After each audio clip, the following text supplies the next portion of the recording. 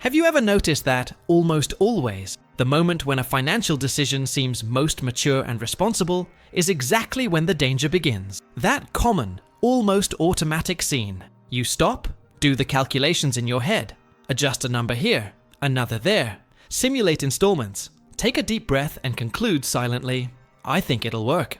At that moment, it doesn't seem irresponsible. On the contrary, it seems like control, planning, adult life. But it is precisely there that a irresponsible warning sign lies that almost no one notices.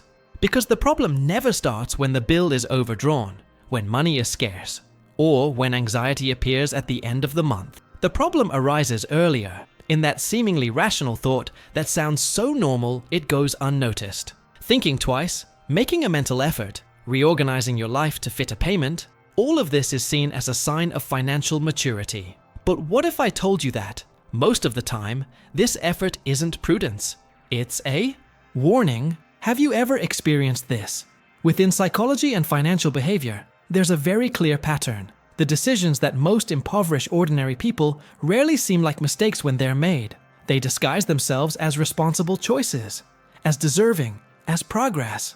And that's why so many people work hard, earn more over time, and yet feel like they're never getting anywhere. What you're about to discover may surprise you, because it's not just about numbers, income, or cold mathematics.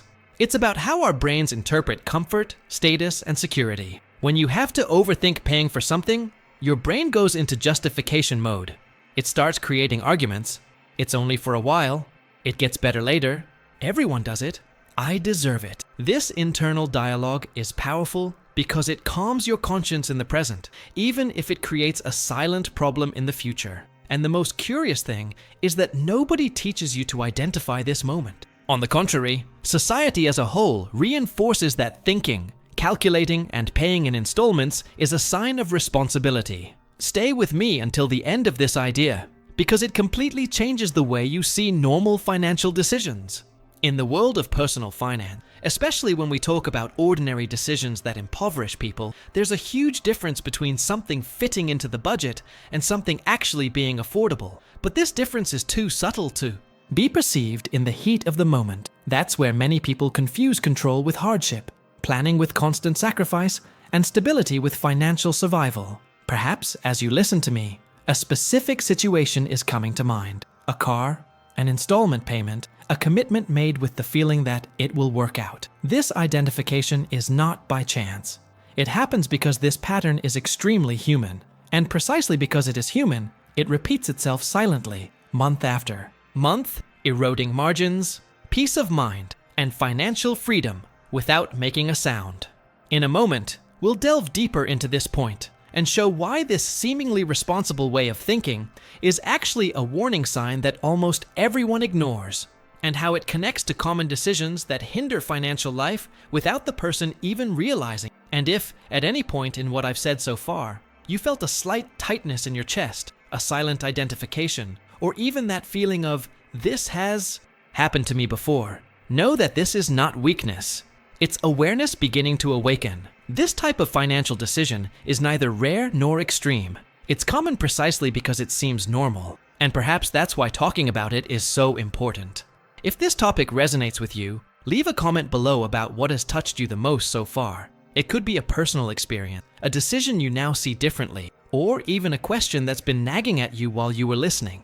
When you comment, you're not just talking to me, you're helping others recognize themselves too, to realize they're not alone in this silent cycle. And if this reflection helped you in any way, even if it's just to look at your own decisions more carefully, liking the video is a simple way to say, "This matters."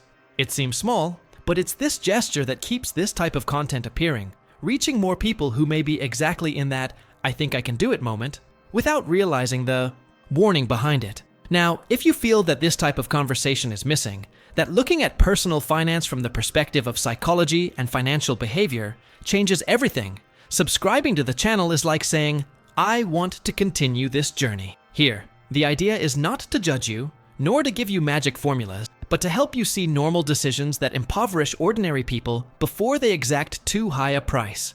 Stay with me, because from here on out, we're going to delve even deeper into this point. And the next step in this conversation could completely change how you define what you can and can't actually afford. Now, I want to delve even deeper into this subject because there's a silent confusion here that completely changes the financial destiny of ordinary people. It's a simple difference to understand, but difficult to accept. Being able to pay is not the same as being able to afford it. And almost everyone lives as if they were the same. Being able to pay is when the amount fits into the month, when the installment is included in the spreadsheet, when you look at the balance and think, I can manage. Being able to afford it is something else. Being able to afford it is when this amount doesn't change your routine, doesn't alter your mood, doesn't create invisible tension, doesn't force you to compensate in another area of life. It's when the money goes out, but peace remains. The problem is that the brain doesn't work with this distinction. It works with immediate survival. If it fits within the month, it interprets it as feasible. If it can be adjusted, it calls it a responsibility. And that's how normal decisions begin to accumulate. Not as big mistakes, but as small concessions. A little less margin here, a little more worry there. Nothing explodes. Nothing breaks. But something is being silently eroded. The feeling of respite disappears. Tranquility becomes the exception. And financial life enters a constant mode of maintenance, never of advancement. This is the hidden truth that almost no one talks about. The real impact of a financial decision rarely appears on the bank statement. It appears in your mindset. It appears in how you react to unforeseen events, in the anxiety before the end of the month, in the fear disguised as planning. When you can barely afford to pay, any small change becomes a threat, a delay, an unexpected expense, a missed opportunity. Everything weighs more because there is no margin. And without margin, there is no transformation. There is only continuous effort to remain in the same place. Most people confuse sacrifice with progress. They think feeling the burden is part of the journey, that living in hardship is temporary, that things will get better later. But later almost never comes when decisions are built on this model, because every choice based on I can manage creates a new normal, a heavier, more tense, more limited normal. And the most dangerous thing is that all this seems like maturity to the outside. It seems like discipline. It seems like adult life, when behind the scenes, the emotional and mental impact accumulates. There's a huge difference between conscious effort and constant burnout. One builds, the other only consumes. Being able to pay means your life remains light even after the decision. Being able to pay means your life starts revolving around it. And when this happens repeatedly, the impoverishment isn't just financial. It's emotional, mental, energetic. The person may even earn more over time, but feels less. They live more trapped, more cautious, more defensive. It's a silent journey that many people travel without realizing it, thinking they're doing everything right. And that's why so many common decisions end up slowly impoverishing us. Not because the person is irresponsible, but because no one taught them to look beyond what fits in the month. No one taught them to measure impact, peace, margin, freedom. Now, when this difference begins to become clear, something changes inside. The way of thinking, deciding, and assessing risks begins to transform. And this change in mindset opens up space to see choices that previously seemed normal, but which carry a much higher cost than they appear. Comment below what this idea sparked in you. Write in the comments, that makes sense to me. Now I want to delve even deeper into this subject, because understanding why these decisions never seem like mistakes at first requires looking directly at human behavior, without filters. The brain wasn't made to protect the distant future. It was programmed to alleviate the present. When you make a financial decision, what it evaluates first isn't the impact over the months, nor the accumulated wear and tear, nor the loss of margin. It evaluates the immediate relief, the feeling of accomplishment, the momentary tranquility of thinking you're making progress. And that's exactly why risky decisions can seem so mature. The moment they're made, pain is almost never immediate. It's spread over time, diluted, silent. In the beginning, everything works. The bill is paid, life goes on, and since there's no visible shock, the brain registers that choice as correct. It associates the decision with positive feeling, pride, belonging, a sense of reward. Social approval plays a strong role in this process. When someone looks from the outside and says, "Congratulations, now that's it, you deserve it," it reinforces the internal narrative that that choice was a step forward. And few things are as powerful as feeling that you are doing what is expected of a successful adult. This is the hidden truth behind many bad financial decisions. They disguise themselves as maturity. Buying something expensive becomes a sign of progress. Taking on a heavy commitment becomes proof of responsibility. Tightening the budget becomes synonymous with discipline. Everything seems right, aligned, even admirable. But behind the scenes, the impact begins to take shape. Not dramatically, but constantly. A little more tension, a little less freedom, a strange feeling of always managing consequences. The brain also loves symbolic rewards. It likes the idea of, I deserve it, especially after effort, sacrifice, or comparison with other people. And this thought is extremely convincing. It transforms risk into reward, burden into achievement, limitation into status. The decision ceases to be analyzed by its real impact and begins to be defended by the emotional narrative. This is how something financially dangerous becomes socially acceptable and internally justifiable. Another important point is that the brain hates admitting mistakes early on. While everything is under control, it prefers to maintain the illusion of success.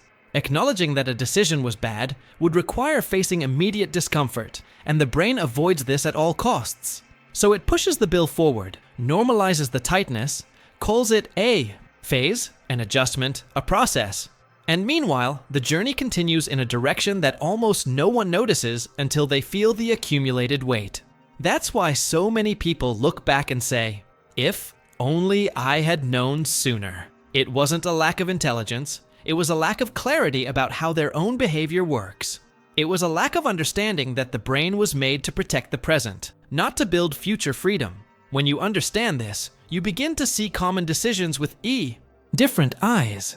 You begin to realize that not everything that seems like a reward actually builds, and that not everything that seems like maturity generates transformation. This shift in mindset doesn't happen all at once.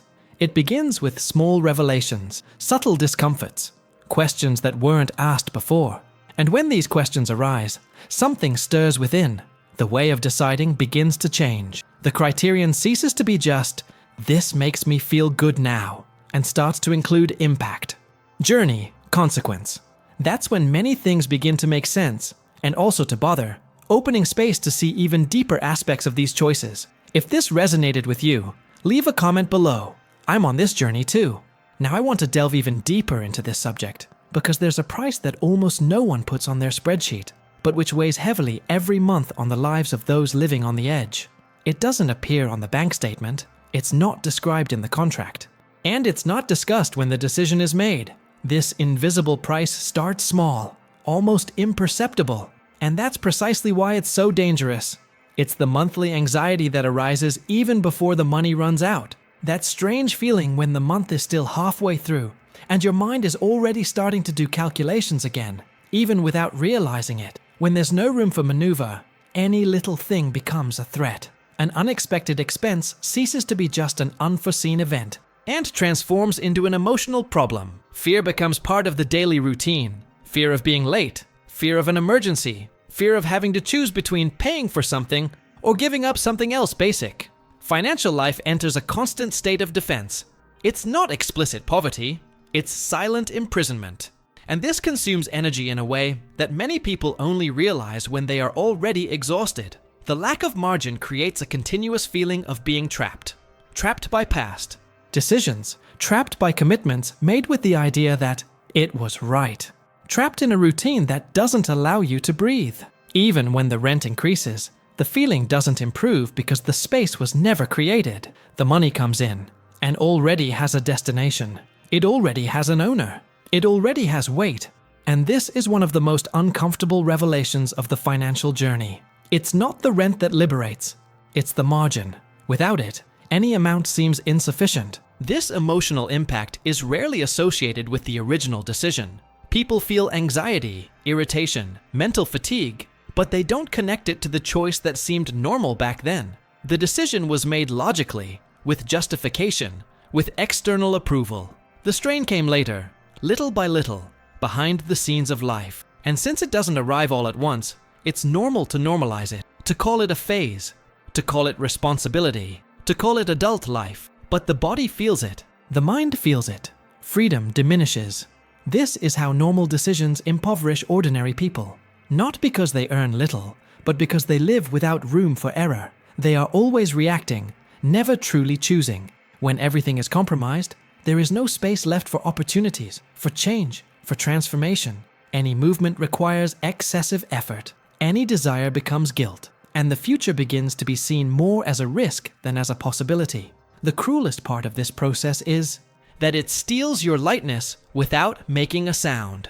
The person continues functioning, paying, fulfilling their obligations. On the outside, everything seems stable. Inside, there's constant tension, an alert that's always on. And this doesn't stem from great irresponsibility, but from a series of choices that seemed correct, mature, even praiseworthy. Choices that didn't consider the emotional impact, only the immediate financial one. When you begin to see this invisible price, something changes in the way you look at decisions.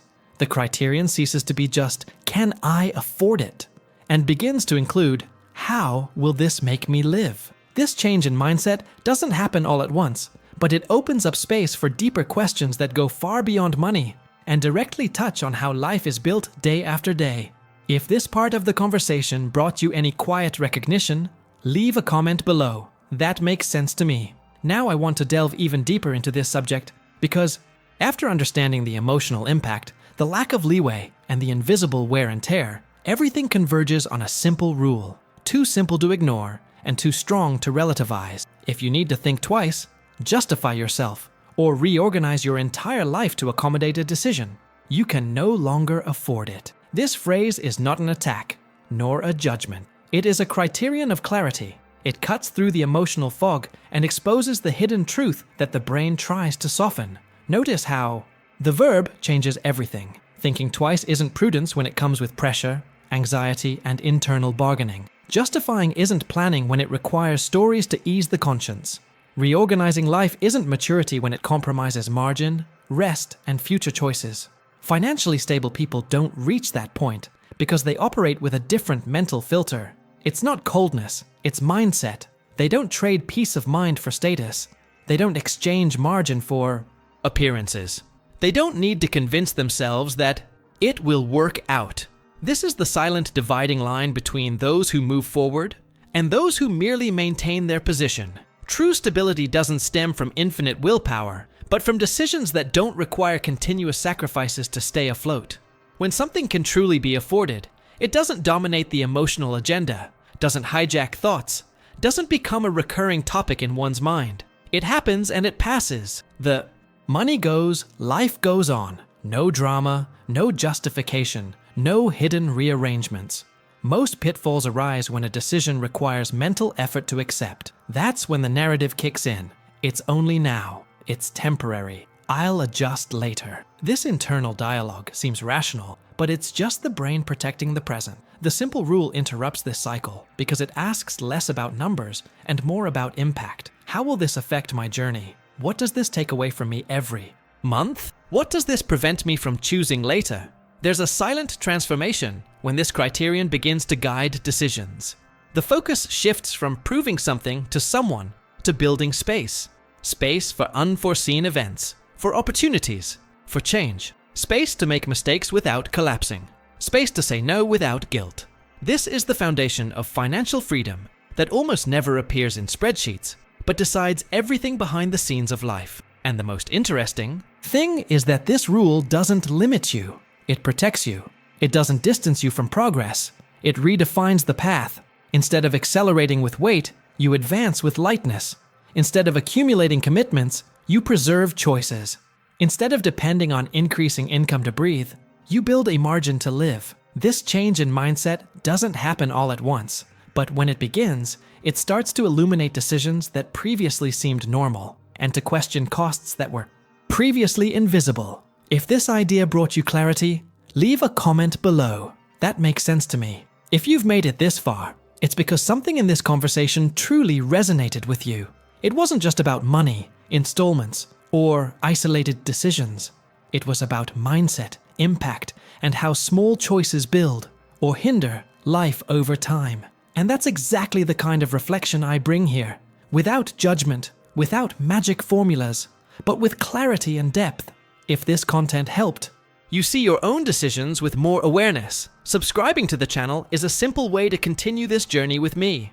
The idea is to keep exploring these truths that almost no one talks about, but that make all the difference in the daily lives of those who want to live with more freedom and less burden. And tell me something in the comments. If this message was for you, write it down. This message was for me. This shows me that you stayed until the end and helps strengthen this community of people who want to think better, decide better, and live more lightly. If it makes sense, leave a like too. It's not just a click. It's a sign that this conversation was worthwhile and deserves to reach more people who might be going through exactly the same thing right now. And before you leave, there's a video over here that complements this topic and delves even deeper into the idea of financial decisions that seem normal but change everything. Click there and continue watching.